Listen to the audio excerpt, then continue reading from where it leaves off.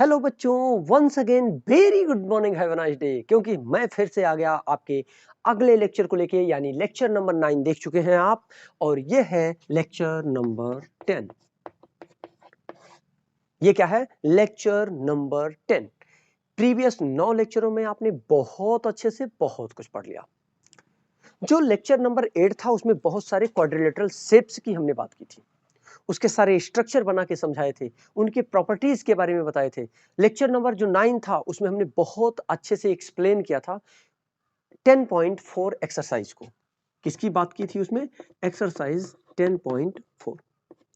बच्चों, आप किसी भी बुक को यूज करेंगे, ये सारे कॉन्सेप्ट आपके काम आएंगे। अगर आप क्वेश्चन को पढ़कर शुरू करेंगे, सारे सॉल्यूशन आपको मिल जाएंगे। ठीक है ना? तो आइए, 10.4 खत्म हो चुका है। आगे बढ़ते बढ़ते बढ़ते बढ़ते हम पहुंच चुके हैं एंडिंग की ओर। आज हमारा खत्म होने वाला है, ये चैप्टर एंड की ओर है। आज हम थ्री डायमेंशनल फिगर पढ़ेंगे। थ्री डायमेंशनल फिगर पढ़ेंगे। मेरी बात सुनिए, थ्री डायमेंशनल पढ़ने से पहले हमको इसको हम लिखते हैं, बुकों में लिखा मिल जाएगा आपको 3D फिगर। ठीक है ना? 3D figure. तो पहले हमको पढ़ना चाहिए सबसे पहले 1D फिगर, मतलब 1 डायमेंशनल फिगर पढ़ना चाहिए। 1D क्या चीज होता है ये बता दीजिए पहले।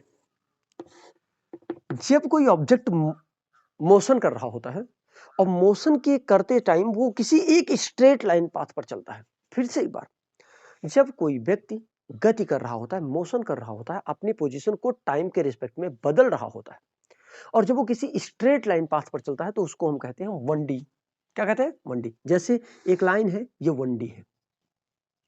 दूसरा जो पॉइंट आता है, इसमें हमको डिस्कशन कर लेना चाहिए 2D फिगर। जब तक देखिए 1D और 2D समझ में नहीं आएगा, तब तक 3D समझना थोड़ा सा मुश्किल है। तो पहले 2D देख लीजिए। जब हम गेम खेलते हैं तो हम 2 डायमेंशन में चलते हैं। पता नहीं है हम आगे पीछे किसी ना किसी साइड में हम बेंड, जैसे देखिए अब मैं आपको पढ़ा रहा हूं तो आगे भी आया और जरूरत पड़ने पीछे और लेफ्ट राइट भी हो गया। इसका मतलब मैं 2D जगह पे हूं। मैं जहां खड़ा हूं वो जगह कैसी है? 2 डायमेंशनल प्लेस। मतलब ये 2D फिगर है और ये 2D के थ्रू हम ऐसा पढ़ पा रहे हैं। तीसरी चीज और भी, ये जो आपका बोर्ड है इसमें, फिर से एक बार, ये जो आपका बोर्ड है इसमें 2D है, 2D स्पेस में बना हुआ है। क्योंकि जब कोई चीज हम लिखते हैं तो उसमें देखिए ऊपर नीचे लेफ्ट राइट कहीं भी हो सकते हैं।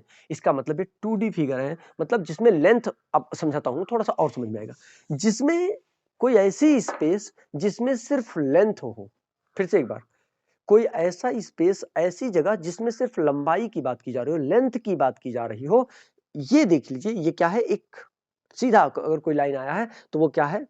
वो है 1 डायमेंशनल फिगर। मतलब वो कोई रेखा हो सकता है, वो कोई लाइन हो सकता है। क्लियर हो रहा है? दूसरी बात, 2D जो होता है, 2D में लेंथ और ब्रेड्थ दोनों चीजें होती हैं। ध्यान से रखो, इसमें आप कह सकते हो कि इसमें सर सिर्फ लेंथ पाया जाता है, लेकिन जो 2D होता है उसमें लेंथ तो होता है, लेकिन उसके साथ में एज वेल एज ब्रेड्थ भी होता है। क्या बात क्लियर हो रही? अब हम बात करते हैं अगले पॉइंट हमारे 3D की, जो हमको पढ़ना है यहां। अब 3D में जब हम डिस्कशन करेंगे तो हम कहेंगे, जहां अगर ऐसे बेसिकली बोले तो हम कहेंगे लेंथ तो होती है, उसके साथ ब्रेथ भी होती है, उसी के साथ हाइट भी होती है। अभी समझ में आएगा क्या होती है? हाइट भी होती है। मतलब लेंथ तो होती ही है, ब्रेथ भी होती है, उसके साथ हाइट भी होती है। मतलब इस पॉइंट पर डिस्कशन करेंगे जहां लंबाई भी हो, चौड़ाई भी हो और ऊंचाई भी हो। इसका मतलब मैं बात करूं, ध्यान से देखिएगा, ये जो लाइन बनी हुई है ये 1 डायमेंशनल है। कोई सरफेस हमने बना दिया, जैसे क्लोज फिगर बना दिया, ये क्या सब है? ये 2 डायमेंशनल फिगर है। लेकिन अगर हमने क्यूब या क्यूबॉइड बना दिया जिसमें लंबाई भी है, चौड़ाई भी है, ऊंचाई भी है, तो ये क्या होगा?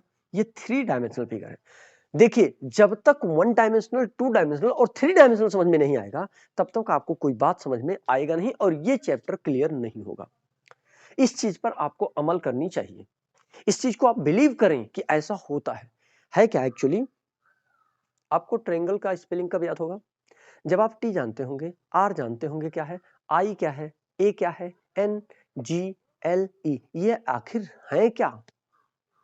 मतलब क्या है? अल्फाबेट आना चाहिए।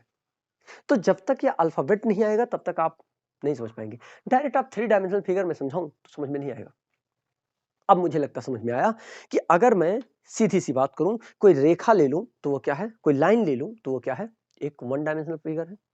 अगर मैं कोई सरफेस ले लूं, कोई चीज ले लूं, जैसे इसकी बात कर रहा हूं, समझा रहा हूं मैं आपको, मैं इस चौक को लेकर समझा रहा हूं, आपको सब समझ में आ जाएगा, ठीक है ना?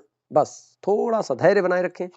ये चौक को देखिए, जब आप इस चीज की बात करते हैं, इस कॉर्नर की बात करते हैं, जब इस कॉर्नर की बात करते हैं तो 1D है, लेकिन जब आप यहां बात करते हैं इस सरफेस की तो क्या है, जल्दी बोलिए, क्या है, 2D है। लेकिन जब आप इसके देखिए, ये लंबाई भी है, ये चौड़ाई भी है और इसकी इतनी ऊंचाई भी है, ठीक है ना? देखिए इतनी है। इसका मतलब जब जिसमें लंबाई, चौड़ाई, ऊंचाई तीनों चीजें एक साथ आ जाएं तो वो क्या होता है, 3D फिगर होता है। जैसे आपको बता के दिखाया, एक लाइन है, ये 1D है, ये 2D है और ये 3D है।